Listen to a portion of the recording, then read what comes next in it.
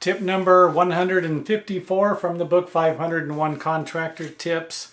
Credit card interest. Don't let this get out of hand. Don't get carried away with this. If you're going to use credit cards to run your business, then plan on charging interest to your clients. You know, some of this interest can get a little out of hand. Make sure that you can find the cheapest interest, the lowest interest rate possible. And again, some of this stuff goes without saying, but here's the bottom line for credit cards and credit card interest. Use them wisely. Don't get a $10,000 credit limit or a credit card with a $10,000 limit on it.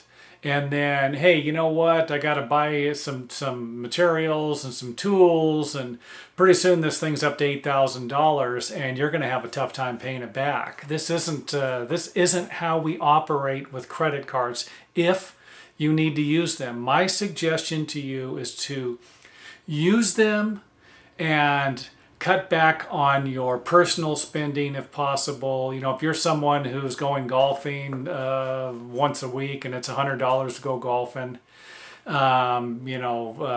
anything you can food, any unnecessary expenses. And again, golfing, this might be your Zen relaxation period. And if you cannot cut it out, then look elsewhere if possible.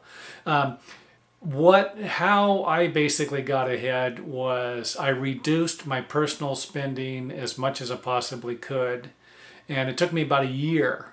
So it was a sacrifice for about a year to get to the point where I had enough money to operate my business comfortably.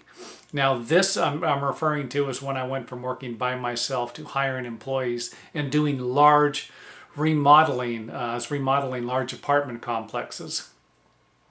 My crew wasn't that big. I don't want to paint this picture of me doing these massive projects. I think the most people I ever had working for me was around 18, and most of the time it was less than 5. 5 total, maybe 8, less than 8, let's say. So I'm not talking about a big company here, but the principles are the same.